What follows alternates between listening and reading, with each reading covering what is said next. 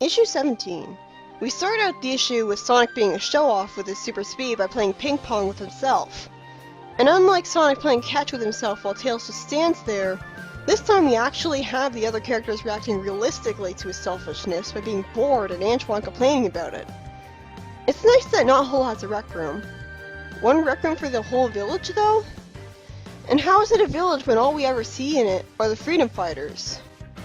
We see Eggman and Snively on an island with Eggman dressed up like a safari guy with Snively, looking for a monster of Eggman's. So Eggman pulled a Frankenstein as a grad student and created a chore servant for himself earlier, which promptly turned against him.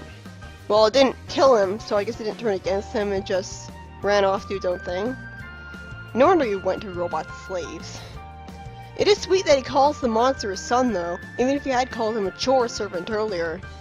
First, Snively calls it a mindless bumbling brute, and then Eggman says it's a bot. So which is it?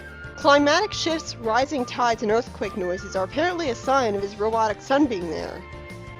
So it's actually a giant golden gorilla.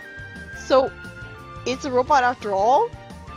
Why didn't it obey his orders in the first place?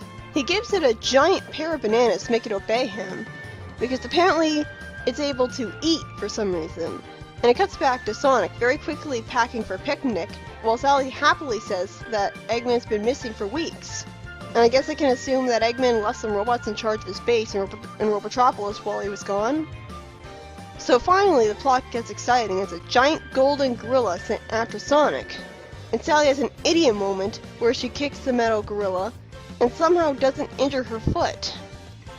Somehow the gorilla looks sad and hurt at being attacked instead of going into a rage, and pulls another confusing 180 by falling in love with Sally and carrying her off in a ripoff of King Kong.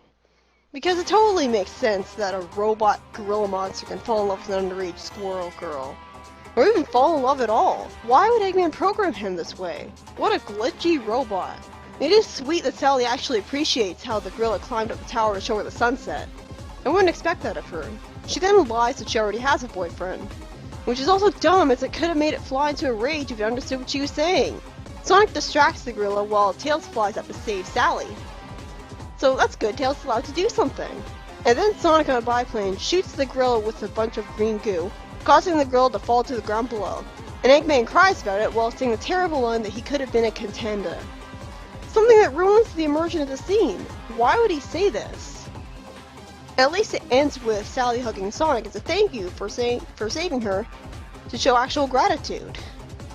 In the next story, Sally wonders if Sonic likes her back, and reminisces about her childhood, showing you a heartwarming montage of her normal childhood as the princess. Wait, she knew Sonic before Robotnik took over the world?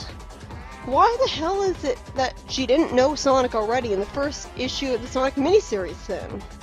According to that, Sally first met Sonic after Uncle Chuck had been roboticized. Sonic even failed to recognize her as the princess, remember? And she was a blonde? So does this mean that specific part of the first ever issue of the comic is not canon now? I guess so. It just seems like a really weird retcon, made to artificially make the shipping between the two seem more believable and strengthen their bond because of childhood friends. Because it makes no sense that a princess would just be allowed to have a random commoner as a best friend growing up, in a kingdom that still has absolute monarchy. It makes a lot more sense that she only became friends with Sonic because Eggman took over and her king father wasn't able to say no to her. Sally wishes she could see her father again, showing sadness and humanity to her that makes her character more sympathetic. Seriously, have we ever seen her have sad moments of self-reflection like this before? Well, not self-reflection since she's not thinking about her own flaws and stuff, but still. She's taken from her thoughts by a crashing meteor. And later, she and the freedom fighters find a glowing white orb thanks to Rotor's metal detector, and wonder what it could be. Sally, for some reason, thinks immediately that it could be the answer to all of her wishes. I guess she's genre savvy enough to know that she's in a magic-filled fantasy universe where a white meteorite to follow the sky can grant wishes. How did the orb choose exactly whose wish exactly to grant, and which wish was worth granting? What if it granted the wish of Eggman?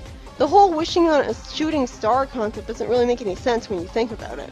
There's too many people on the planet for it to logistically work. And then the issue just ends, pulling off the comic's first ever cliffhanger. The issue was written by Mike Kantarovic and Ken Penders, and I actually really liked it. Aside from a few uncharacteristically boneheaded mistakes from Sally here and there. What was she thinking, kicking a giant robot gorilla? Did she really think that would have any kind of effect? I'm okay with her making mistakes, but she's supposed to be smarter than that. And again, I refuse to believe that wouldn't have hurt her foot. And mentioning that she has a boyfriend to the robot gorilla who fell in love with her somehow, at least to explain the whole premise of the story, was also a stupid move that could have gotten the robot back to trying to kill Sonic. So, yeah. That was illogical, but overall I was very engaged in the story. I found it interesting how we see a little glimpse in Eggman's past with him having made the robots a grad student. Even if he was just doing the same things he does now, and so tells us nothing about his actual backstory. He could have made the gorilla in the present day, and the story really wouldn't have changed.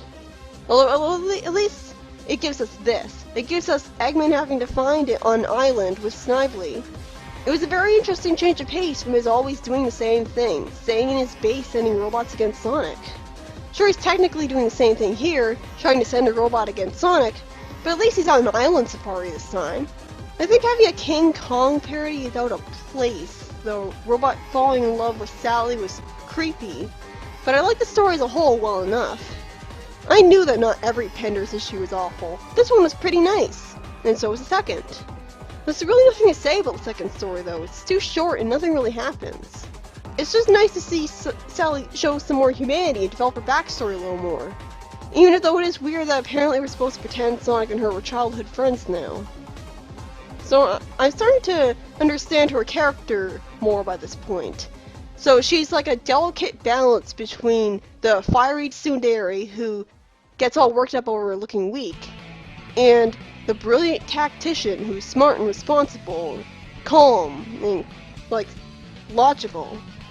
It's a balance between that, because you can't have her fiery tsundere side get too out of hand, or she'll start making boneheaded decisions, or lash out at her friends like a bitch.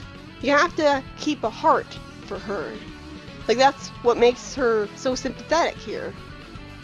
But you also have to make sure that she's smart, but you also have to keep her tsundere side to her, because that's what gives her her edge. That's what makes her more interesting and flawed. That she can make rational decisions, because she really doesn't want to look weak and stuff. So that's an interesting character.